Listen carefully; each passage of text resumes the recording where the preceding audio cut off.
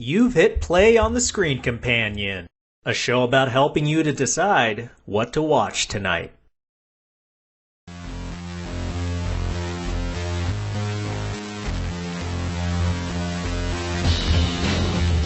Today we're talking about imaginative worlds. Worlds that don't actually exist, except in these movies.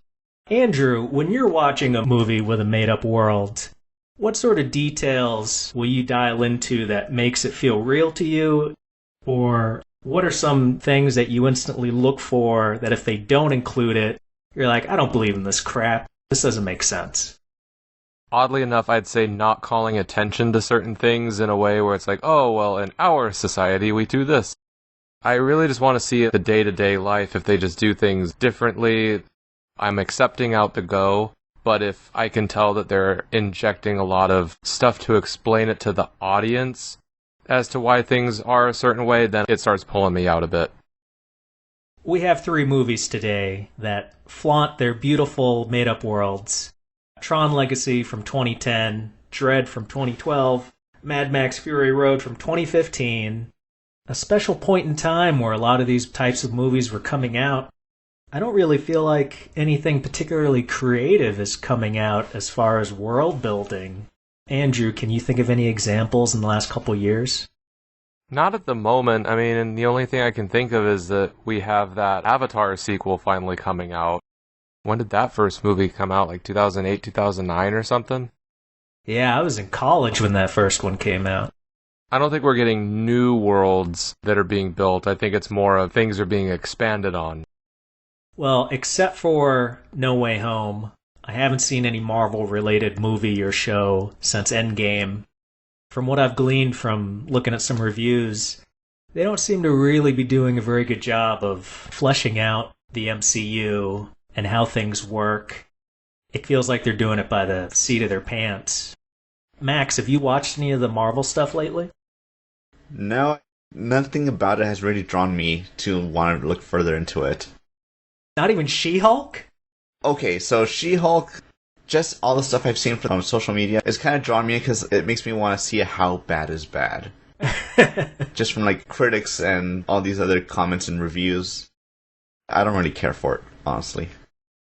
I actually have been watching She-Hulk. My girlfriend's watching it, but she watches it while I'm there. So it's kind of like, oh, alright, like if she were to watch an episode without me, I wouldn't go back and rewatch it. Did you enjoy the twerking? No, that was awful. You know what sucks is I feel badly for the people who go to art colleges to learn to animate, and then it's like, hey, you have a job at Marvel, we need you to animate She-Hulk's ass as she twerks. Let's start with Tron Legacy, which is a Disney property. And back in 2010, I felt better about Disney as a brand. Let me give you guys a little summary of it before we jump in. So we've got this guy who's searching for his father, who disappeared 20 years ago. This guy's name is Sam Flynn, and while he's searching for his dad, he gets sucked into this computer world. And not only must he rescue his dad, but also stop a nefarious program named Clue, that also looks like his dad, from escaping into our world. And this evil guy's got aims of conquest with a whole army behind him. Andrew, let's start with you. What were your first thoughts once the movie ended?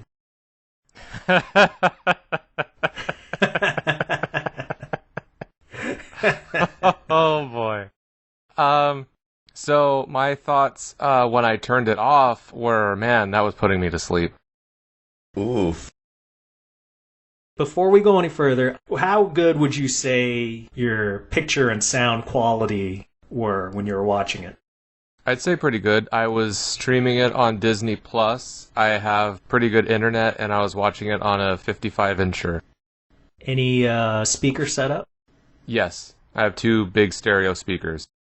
And how often during the movie did you feel bored? Once he got into the grid, it started going downhill for me. Wow. Yeah, there's a lot coming at me. I haven't seen the first Tron. Just as the movie kept going, I just got sleepier and sleepier.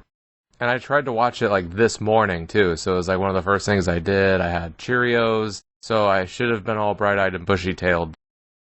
Max, this was also your first watch. Did you have the same reaction as Andrew?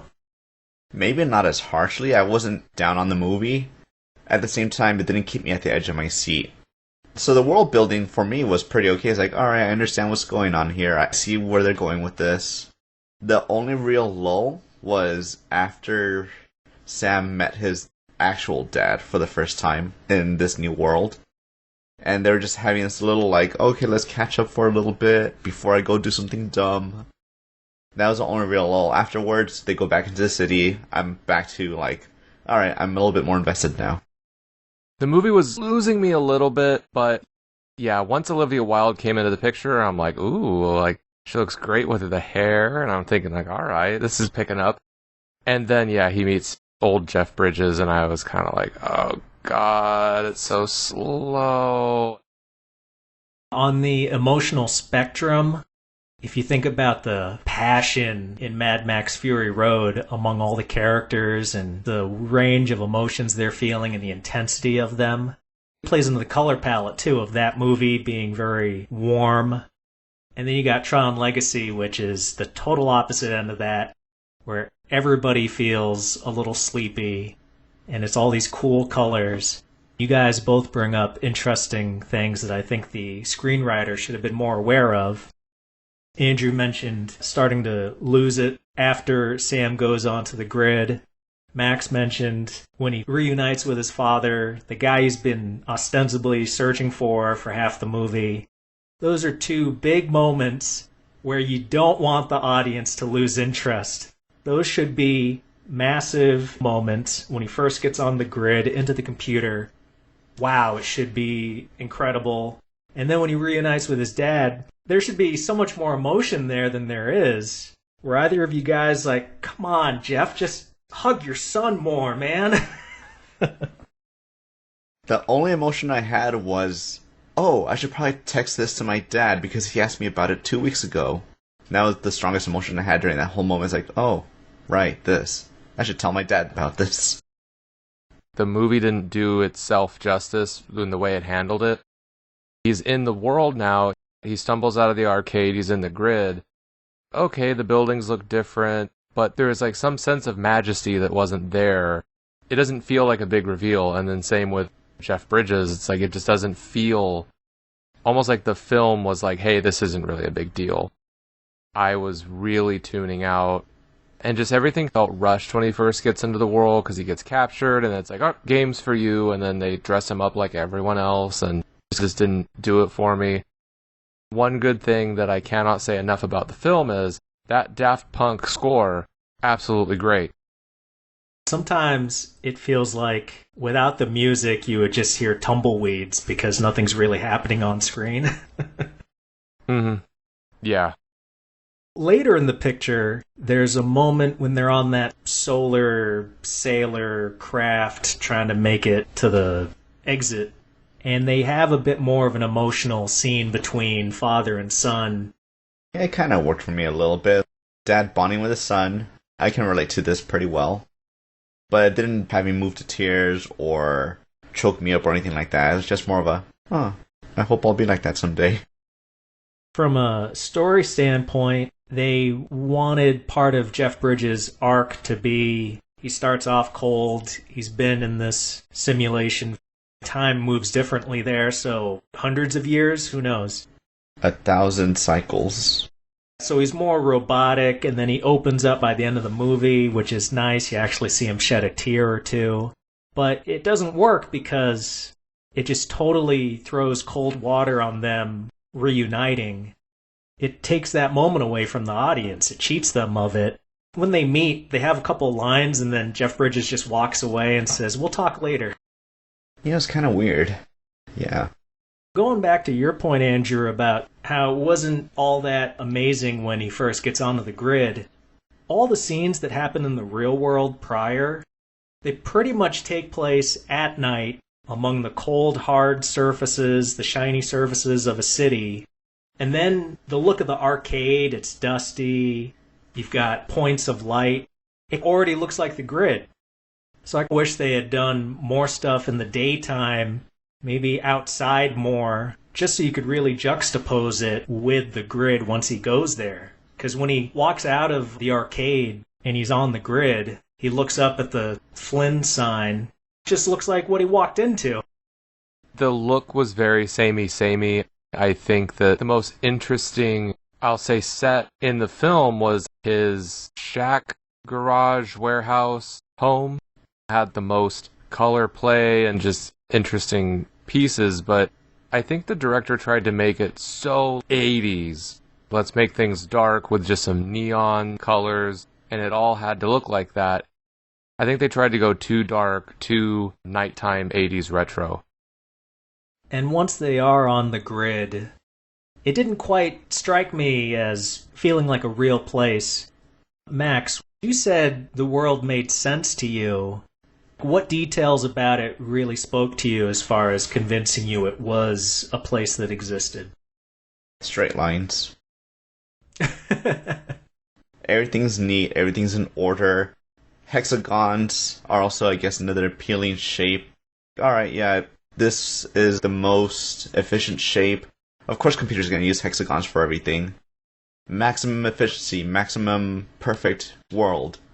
Everything's got to be great. It definitely fits, and the world itself was a cool look. I just wish there was more to it, or it was just a little bit brighter. Everything was just constantly dark, except for the blues and oranges. I was trying to pay more attention to the place itself, the grid. And I think aesthetically it really works, being this computer program people. Not 100% sure if it's all electrical impulses or if they physically exist. We see them eating at certain points, drinking. It looks very sleek, but then when you ask yourself, okay, if they're super smart or artificial intelligence or something, why do they have a bar? And why is there a bum on the side of the street at one point? Is there actually an economy going on? And if so, who has jobs? What jobs are there? If there's food in this world and drinking, are there bathrooms? It's just got a nice sheen on everything. And then when you really look at it, it's like the darkness in the art design is there to just hide the fact that there's nothing if you shine a light on it. Yeah. But hey, I don't want to totally crap on this movie. I do enjoy it, especially the aesthetics. Let's talk about some favorite scenes or performances. I hope you guys have some. Man, that's actually really hard to say because there's not much that actually stood out to me. What was the actress' name? Olivia Wilde? Yeah. I found her, after she got her arm cut off and she was a bit of a dead fish, I found that performance to be pretty amusing. She did a good job holding her breath the whole time.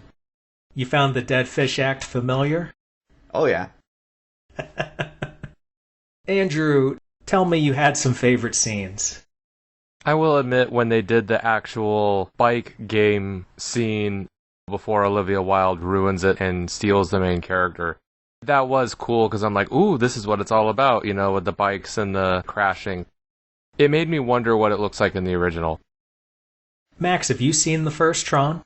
No, I was going to ask, actually, how pivotal is that bike scene in the first movie anyways? It's a big moment. It's one of the set pieces of that movie and something people remember from it. Even if you totally love Tron Legacy, unless you want to do a history exercise, I wouldn't bother with the first one. It plods. If you think this one is boring, that one gets worse. Moving on from Tron Legacy, not only chronologically are we going, but also I feel like as far as quality goes, we're stepping up our game here. Andrew's pick was Dredd.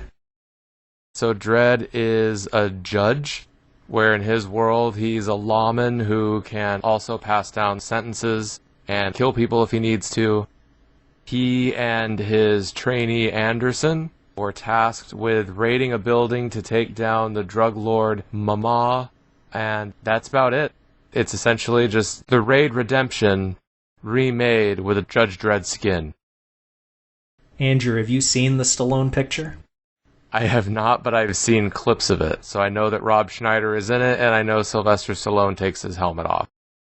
I saw like maybe the first 20 minutes of it, and I was like, no, this is kind of bad. This is not the Judge Dredd that I imagined. I would recommend it to you, Andrew. I think you would have a good time with it, assuming you're not heavily invested in the Dredd character. I'm not. I can appreciate a so bad it's good movie. Did you like Demolition Man? I thought Demolition Man was pretty interesting. It wasn't good, but it was interesting. I think you'll say the same thing about Judge Dredd. Okay. But coming back to Carl Urban, who I believe is New Zealand extraction. Yeah, I think he's from New Zealand.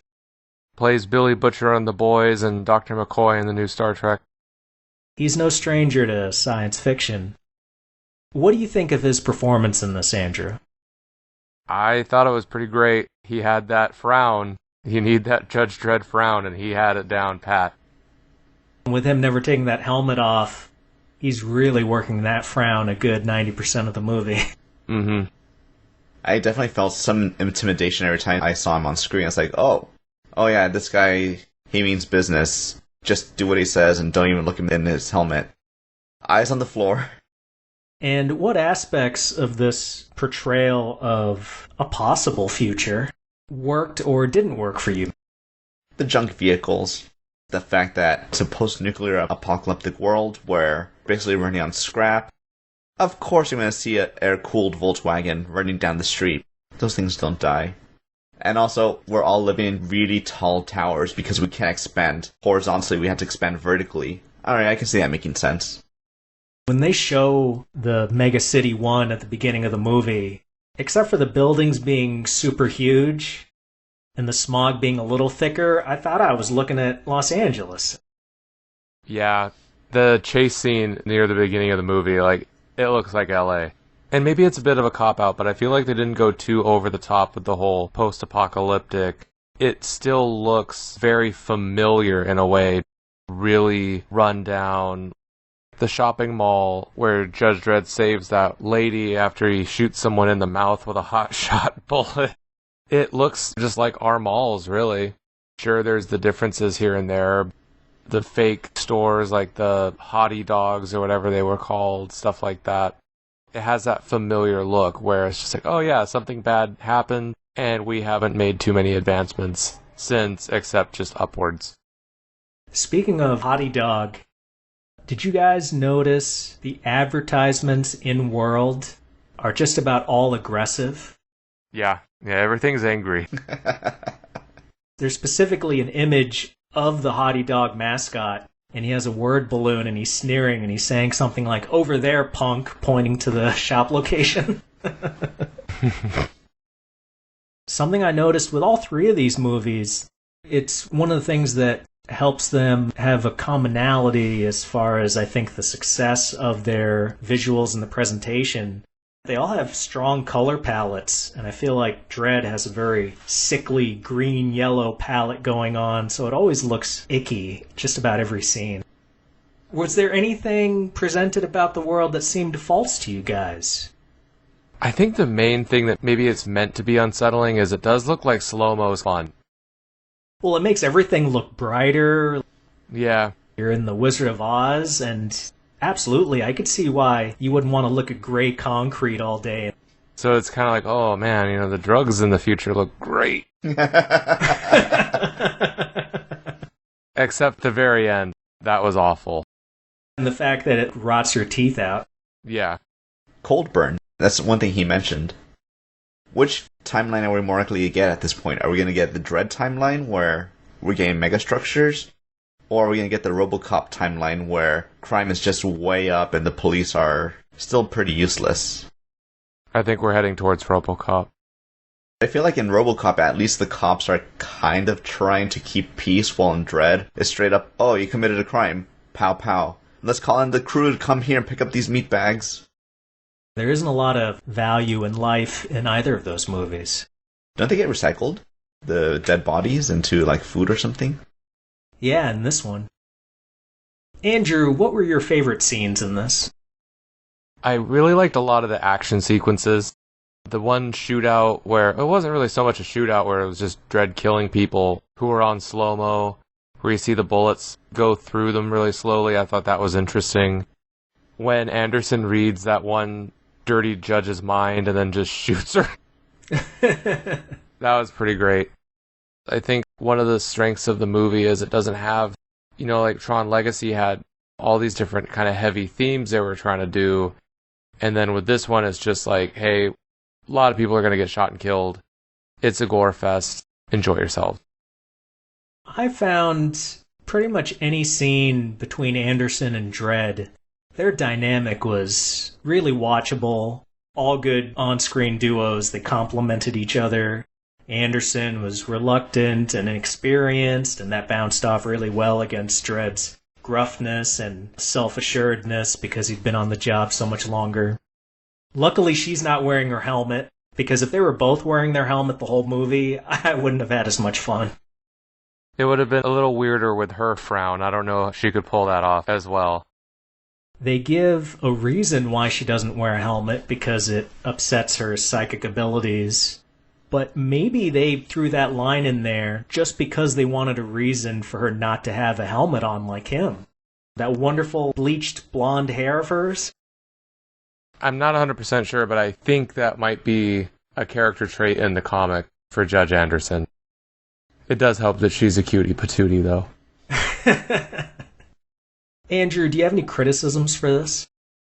My only criticism would be you can tell how much of the special effects was meant to make it 3D. I think all three of our movies that we picked were also meant for the 3D theatrical releases. They did all have 3D releases, but to the extent that the directors shot them with 3D in mind, because, a lot of movies, especially the late 2000s, early 2010s, they're just doing that to throw a premium on some tickets. So not every director was trying to shoot for 3D. Dredd, I think, definitely was shooting for that in mind. Literally. You could definitely tell. Just like how I like that one scene where he's shooting the guys on slow-mo. When the bullet goes through that guy's face, it's 100% for the 3D effect. It can take you out of things here and there, just because then you're just wondering, like, why is there so much floating debris all the time? And then you remember as a home viewer, oh, that's right, it's supposed to be 3D. Did you guys watch any of these movies in 3D? No. Maybe. I don't remember if I saw Mad Max in theaters 3D. I don't like 3D. However, I do remember seeing Dredd in 3D.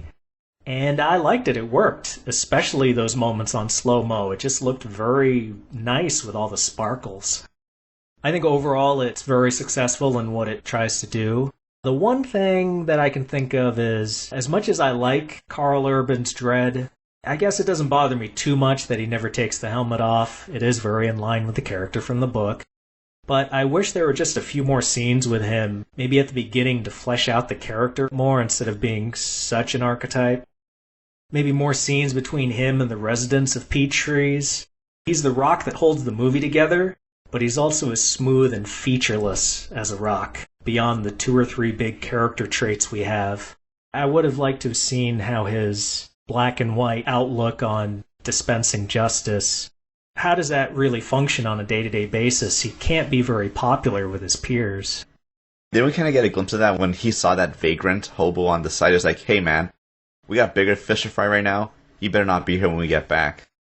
It's delivered in that typical Dredd fashion where you don't know if he really wants to give the guy a break or if it really is just, I don't have time right now. You're lucky I don't have time right now. I 100% think he was going to arrest that vagrant if he didn't have bigger things to do. Certainly when they're about to leave Peach Trees, it is his intention to arrest him, isn't it? Yeah, it was. Considering justice is a big theme in this movie, I would like to have known what the punishment actually is when they say sending them to ISO cubes. What is an ISO cube? What do they mean? I don't know, but I don't want it. It would be a lot of fun if it turned out to be like an episode of Deep Space Nine where they send you into a virtual place to serve your sentence and then you wake up a day later but you've lived 10 years in a virtual prison cell. I don't even know what it is. Maybe it's a little light slap on the wrist. That would be kind of funny. I'm imagining it's kind of like the negative zone in Superman. Oh, that would fit Dredd's version of justice. So, did you guys ever see Rick and Morty? Any of the seasons? Nah, I don't watch it. No, I had very little experience. The way one of the seasons ended, Rick gets arrested and he gets put into whatever's like Supermax jail for like intergalactic species. It's literally a wall with a bunch of criminals in little like cubes, essentially. That's what I think an isocube is. It's literally a cube big enough to house you, and you just slot it in place into a wall with a bunch of other criminals, and you just kind of hang out and do nothing. That would make sense with how much space is a premium in that world. Rounding out the night with your pick might be a little bit of narcissism here. Mad Max Fury Road. So Max, please summarize Max. So, it's about a guy called Max who gets captured and turned into a lifeblood bag to help some other people in this big old complex. And the guy running the complex is like, hey, I need people to go out for a grocery run, essentially. Go deliver these groceries, go bring back some stuff, and we're awesome. This chick called Furiosa takes essentially the family car out to do this trip, but instead she turns it into a freedom ride, trying to get some concubines out. That joyriding bitch.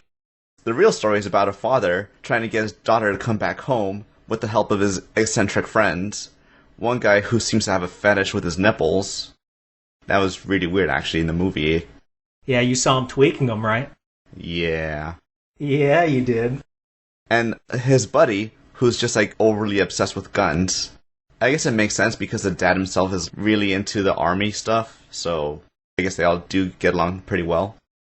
Furiosa makes her rerun road trip, decides, hey, this might be a mistake, and just heads back to try and make amends with her dad, and then going back home and saying, hey guys, I'm back, with the idea of freedom. Interesting sell, interesting sell. I wish you were in the room with the executives when George Miller was trying to convince them to make this movie. George, what's this about? Well, it's about a lady who goes on a milk run and she decides not to come home on time. Well, Andrew, not that Max didn't do a superior job of summarizing this, but are there any details you might fill in that maybe he left out? The people that Furiosa's smuggling out are the big bad guys' wives / breeding vessels, essentially. Probably the big one is just the cargo is very important. Freedom Run. Yeah. And it's post-apocalyptic Australia. Very sandy. Lots of desert. And Max, being our resident gearhead, is there anything you want to mention about the vehicles as they are a major part of this film? They are very well and creatively put together. Like, I'm seeing cars stacked on top of cars to make them just bigger and stronger and heavier. Not sure if that actually works well in a desert environment because you might just sink down. The fact that they can take so much punishment, that's pretty cool. How long does this movie take place? 20 years after nuclear war or something like that? I don't know. The timeline of these Mad Max movies is all over the place. Yeah. The very first one, I don't remember being a whole lot of desert.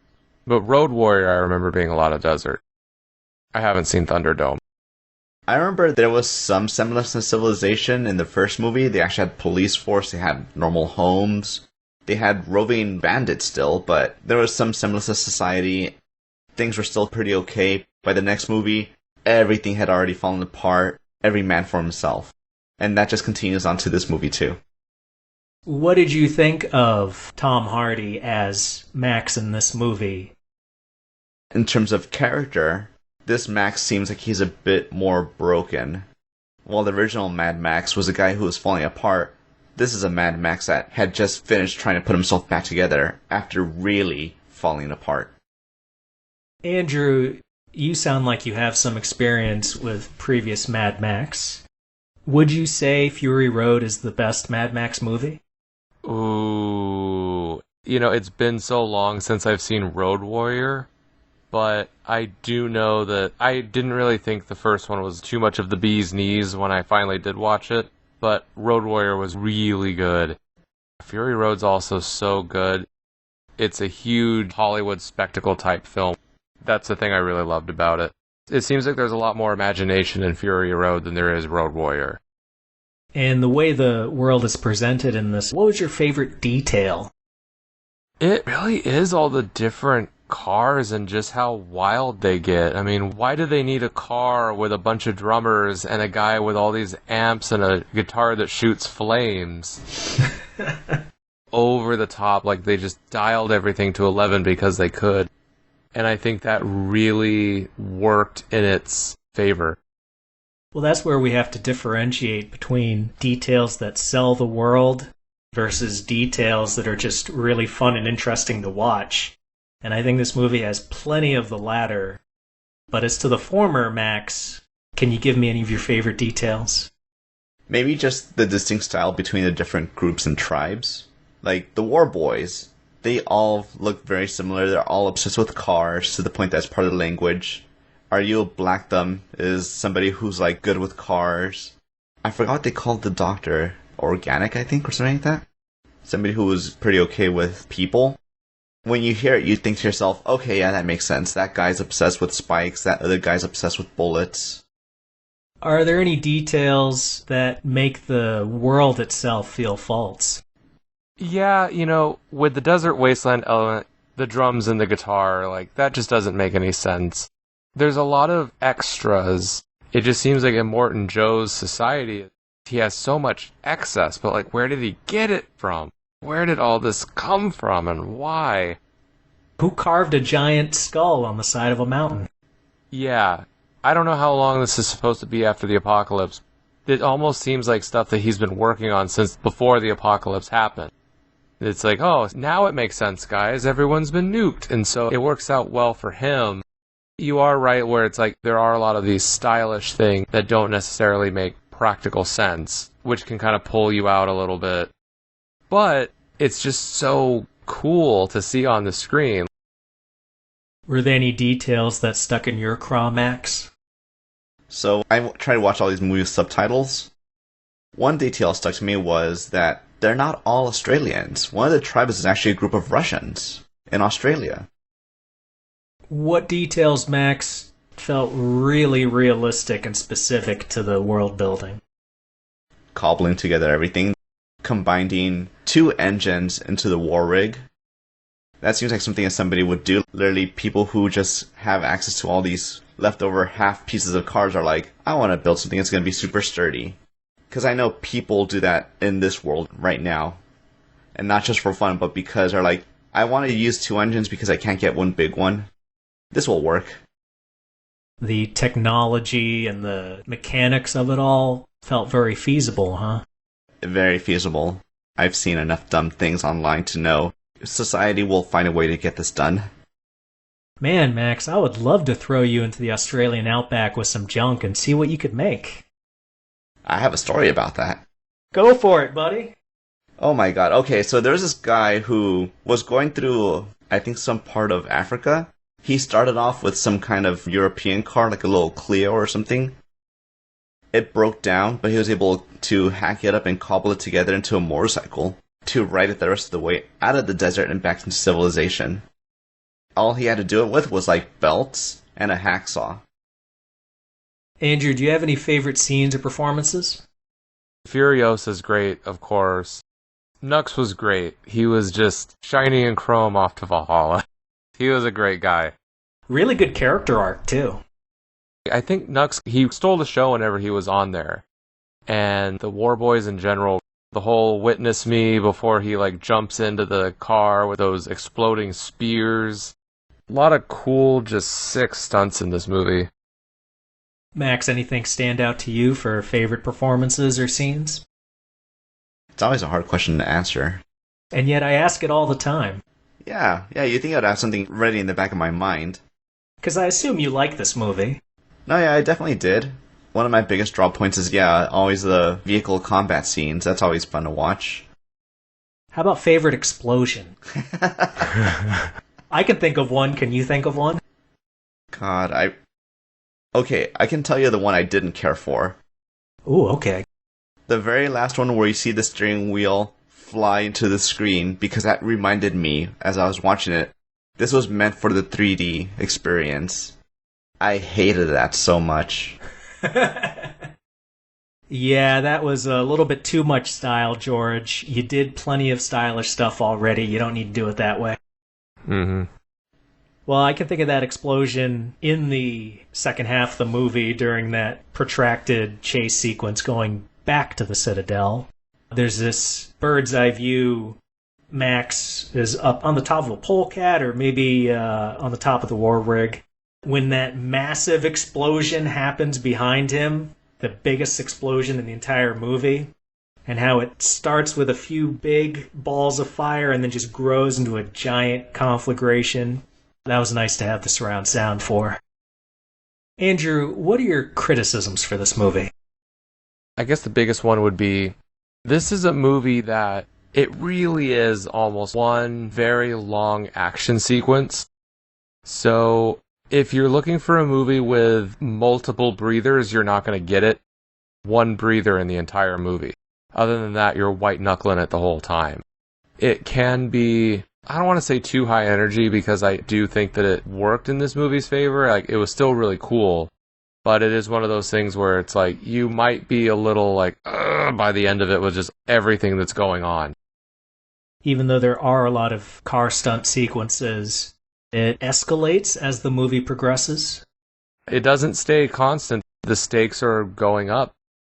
I think that's a big reason why it's not a heavy criticism, because as long as the stakes are rising, you won't get tired of the action. So it does keep you on the edge of your seat. But a whole movie at the edge of your seat, that's a little uncomfortable. I was going to touch on too many elements for like 3D movies. There was another criticism I actually had about the movie. All the bad guys were basically men. Oh no. In Dredd, we had Mama, who was like the main villain. In Fury Road, why couldn't there have been a female villain as well? Because it seems to me like all the women are victims. Could we have had one that was maybe, instead of the weird tweaky nipple guy, be a woman who's like really into torture? Isn't that a coincidence that Max wants the female representation on the villain side to be the character that touches his exposed nipples? Well, I mean, if that were to happen in the film, I wouldn't against that. I'm just saying. I definitely recall when this movie first came out, there was a big uproar. You can never tell how much of a real uproar there was because the media will always sensationalize everything about it. But there was a segment of the audience that didn't like Max being sidelined in his own movie. I think there is a strong theme to it. I don't know if it's anti-male necessarily, it's just more about the brutality of the world that they're living in and how it's found itself depicted as with the women in this world getting the short end of the stick constantly. The big thing that makes it work for me, or saves it, is that luckily Furiosa does end up having a very strong partnership with Max. So if Max wasn't as capable as he was and as heroic a figure as he ended up being, without that to balance out all the other rest of the terrible dudes in this movie, I might have said it was more man-hating. I do remember all that. It was a controversy before the movie was even released about how it was just this feminist propaganda. I also remember reading about Max isn't even the main character in his own movie. He doesn't do anything. He's a victim the whole time in his own film. He's not really. Sidelined might be a bit of a strong word. He does have a say in what's going on, especially near the end of the film, and he does do heroic stuff. I felt like it was overblown. I can see where Max is coming from, of course. Like, maybe if you just had some of the cronies as women, it makes it more balanced out, but they're the war boys. I don't know if that was an intentional thing where the director said, hey, I want all the women in this movie to be noble victims. It is what it is, and I think that it definitely set a tone for the movie, whether you might think it's bad or good. I feel like it made every female character matter because none of them were really background characters. So I think that's the strength of how they portrayed it. As far as the world building goes, I can accept this all evil male force being what it is because women are so downtrodden in this future. But then you look at Furiosa, she starts the movie as a trusted lieutenant. They're not entirely anti-female then if she can reach that position.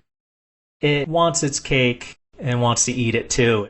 It's like, okay, this very oppressive, male-dominated society, but guess what? Our main character, she's really capable. She's driving a war rig. She has her own posse, for God's sakes, at the very beginning. That doesn't quite jive for me, Mr. Miller, but I think it feeds back into the overall idea of whatever helps the story in the moment. You're not really supposed to look too deeply into the details, because then the world falls apart. It was just one thing that really stuck out to me because I know society will look at it like that. This is unfortunate, but okay. I really like Furiosa. I think Mad Max gets some nice moments, but it does bug me that it's Mad Max Fury Road. Furiosa's the meal, she's the steak, and Max is the gravy. She's the main thing of this movie, and I believe they're making a prequel movie about Furiosa. We know where George Miller's heart was with this. He just used Max to get the movie made. This should have been called Furiosa. Just make this Furiosa movie.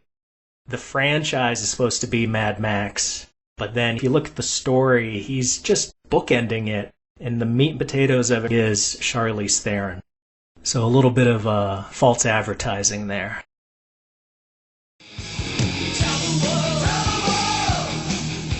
And now, random asinine thoughts and trivia. Tron Legacy. When Sam is getting his clothing cut off, they didn't cut off his underwear. That broke the immersion for me. He has a point. Why wouldn't they take his underwear off? Man, now I hate the movie, Max. How could you? New segment, guys. I'm calling this one The Weakest Company. I'm going to give you some subjects, and I want you to respond with which movie you think fits the bill. Let us begin. Weakest story. Tron. Tron. Tron. Weakest acting. Tron. Tron. Dredd. Weakest action. Tron. Yeah, Tron. Tron. Weakest ending. Tron. Tron. And Tron. And now my favorite segment to finish this episode with. TLDL. Too long, didn't listen. I'm going to ask you guys questions. Give me some nice short answers. Max, if you're doing a triple feature of these movies, what order would you show them in? I'd go Dredd, Fury Road, Tron.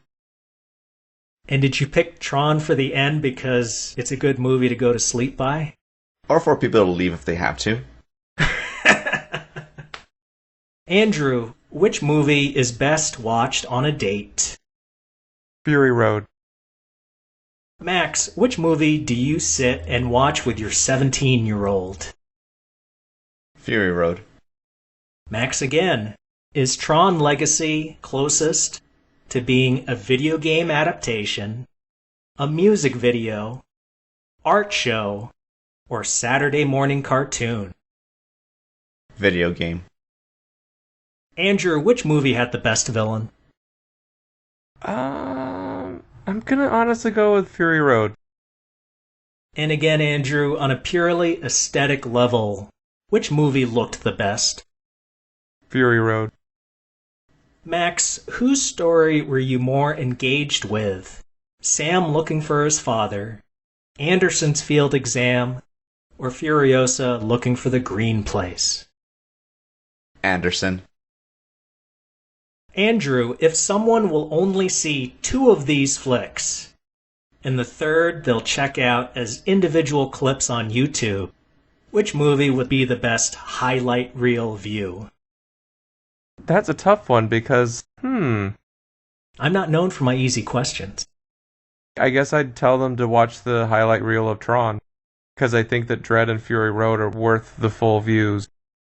But they would make excellent highlight reels in general. And finally, Max, what's dumber? Clue taking 20 years to lure someone to the arcade, and that person getting sucked into the computer world only by accidentally discovering a secret basement lab? The medic at Peachtree's stepping out of his secure clinic long enough for a crooked judge to kill him? Or the amount of water the Outbackers wasted in multiple scenes? God, I'm gonna go with Clue on this one. Well, any final words from you guys on our 3 movies tonight? My final word would be Fury Road and Dredd are really great adrenaline rush type movies. Tron's slower, so be prepared if you sit down to watch it. I know we pooped a lot on Tron. It's not a bad movie, but it's not really something you should go after to watch as a must.